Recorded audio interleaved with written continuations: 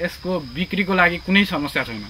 मलाई क्यास चाहिन्छ र फलानले यति दिए त्योभन्दा मलाई 10 पैसा बढी दिनुपर्छ कोसामा, 15 पैसा बढी दिनुपर्छ भने नि ल भनेर किसानले व्यापारीले अग्रिम बरु 1 वर्ष अगाडि नै लगानी गरिदिन सक्छ क्या। त्यस्तै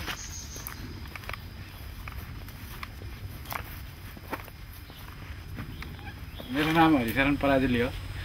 चितवनको फसेनी गाविसमा चाहिँ हामीले केरा खेती गऱ्यौँ करिब 10 वर्ष अगाडिबाट। यो हेर्नु न, यो सबै यो हरियो भएको जति सबै हाम्रो केरा खेती हो।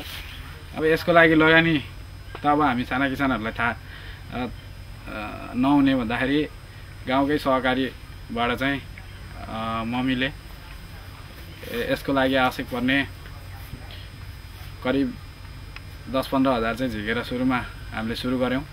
त्यसबेला हामीले 5 कट्ठा 6 कट्ठामा लगायौँ हैन।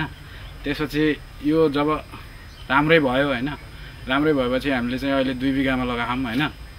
अब मलाई अब जागिर गरेर महिनाको 10-15 हजार खानुभन्दा यसमै चाहिँ राम्रोसित लगानी गरेर राम्रोसित यसमै इन्भल्भ हुने हो भने राम्रो चाहिँ आम्दानी मैले देखेर म पनि यसमै अहिले चाहिँ सहभागी छु र यसमा चाहिँ दिनरात चाहिँ मेहनत गर्दैछु।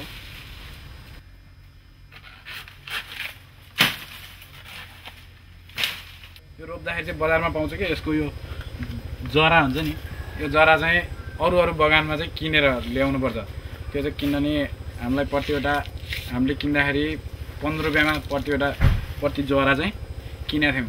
त्यसपछि यो जरा किनिसके यसमा चाहिँ एकचोटि जोतेर त्यो जरामा खाल्डो खनेर यो चाहिँ प्रत्येक नापेर हैन, कुखुराको मल हैन अनि अरू बजारमा पाइने रासायनिक मलहरू राखेर त्यो हामीले रोप्यौँ।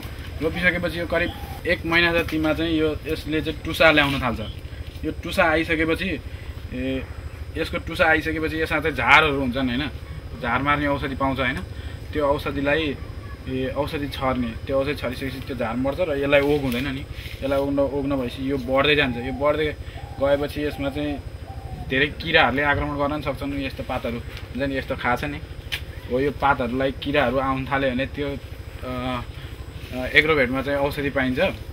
त्यसलाई जेटियो ल्याएर देखाएर गरे पनि हुन्छ अथवा त्यो आफूले थाहा पनि हुन्छ हैन। त्यो औषधि ल्याएर छर्ने, औषधि ल्याएर छरिसकेपछि यो चाहिँ बढ्दै जान्छ। 1 वर्ष भएपछि करिब 1 वर्ष भएपछि यसले चाहिँ फल दिन थाल्छ, उत्पादन दिन थाल्छ है। अनि अब यो बढ्दै गएपछि यसको यो पातहरू हुन्छ नि, यस्तो पात, यो चाहिँ जति पातहरू बढ्दै गएपछि यो तलका पातहरू चाहिँ सुक्दै जान्छन् है। यो सुक्दै गएपछि यी पातहरूलाई चाहिँ काटिदिनुपर्छ हामीले यसरी। यो काटेपछि काट्ने, यसको वरिपरि सफा गर्ने, त्यो गर्दै गएपछि यसको यो बोट चाहिँ मोटाउँदै जान्छ। मोटाउँदै गएपछि जति मोटाउँछ त्यति चाहिँ यो चाहिँ ठुलो घरी हुन्छ हैन।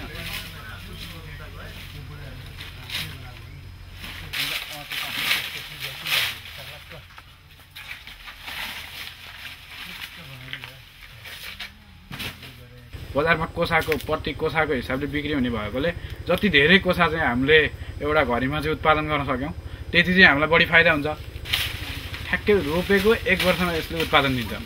1 वर्षमा दिइसकेपछि यो बोटले उत्पादन दियो भने अब यो बोटले उत्पादन दिएपछि अब हामीलाई अर्को वर्षलाई फेरि चाहियो। अर्को वर्षलाई चाहिएपछि हामीले यसलाई चाहिँ छोडिदिन्छौँ। अलि ठुलो जुन मोटो देखिन्छ नि त्यसलाई छोडिदिएपछि यसले फेरि अब अर्को वर्षमा दिन्छ र यसको छेउछाउमा भएको यो यस्ता बुढाहरूलाई चाहिँ, यस्ता बच्चाहरूलाई चाहिँ काटिदिनुपर्छ। एउटा बोटमा एक ठाउँमा चाहिँ एउटा मात्र बिरुवा राखिदियो भने त्यसले चाहिँ राम्रो उत्पादन दिन्छ क्या। हामीले वैशाख महिनामा छोड्यौँ भने यसको 1 महिनामा चाहिँ यसलाई यो जराबाट कुखुराको मल यसरी दिनुपर्छ। यहाँनिर कुखुराको मल जान्छ, यहाँनिर छ पनि। त्यसपछि यसलाई छोपिदिने हैन, यसरी छोपेपछि कुखुराको मल राखेर यसलाई छोपिदिने। यो छोपिसकेपछि अनि लगभग 2 महिनापछि यसलाई सिँचाइ गर्ने। सिँचाइ गरिसकेपछि अनि हामीले फेरि रासायनिक मल हुन्छ नि बजारमा पाइने गेडा मल, त्यो मल चाहिँ ल्याएर राखिदिने। सानो छँदाखेरि खासै किरा लाग्दैन रहेछ। जब यो ठुलो हुँदै जान्छ, पसाउने बेला हुन्छ, त्यसपछि किरा लाग्दो रहेछ क्या। किरा लाग्ने भएर यसमा 15-15 दिनमा औषधि छरिरहनुपर्छ र जाडो महिनामा यसलाई खासै केही गर्नु पर्दैन। यो आफै चाहिँ यत्तिकै नबढे जस्तो देखिन्छ हैन जाडो महिनामा चाहिँ। र जब गर्मी चढ्दै जान्छ त्यसपछि यो ठुलो हुँदै हुर्किँदै जान्छ हैन। माग लागेपछि अनि राम्रोसित गोडमेल गऱ्यो भने त यो लगभग मङ्सिरको महिनाबाटै चाहिँ यो पसाउन थाल्छ।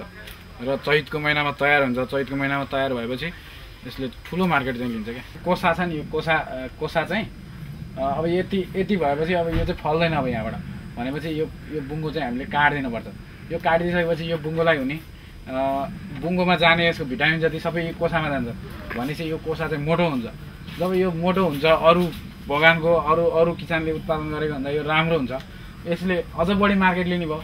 त्यही भएर यो चाहिँ हामीले बेलामै काटिदिएपछि यो चाँडै छिप्पिने होइन हुन्छ। त्यसपछि यसमा किरा पनि लाग्न सक्छ क्या। यो कोसामा किरा लाग्यो भने बिक्री हुँदैन। फेरि यसमा किरा नलाग्नुको लागि हामीले कीटनाशक औषधि चाहिँ प्रयोग गरिरहनुपर्छ।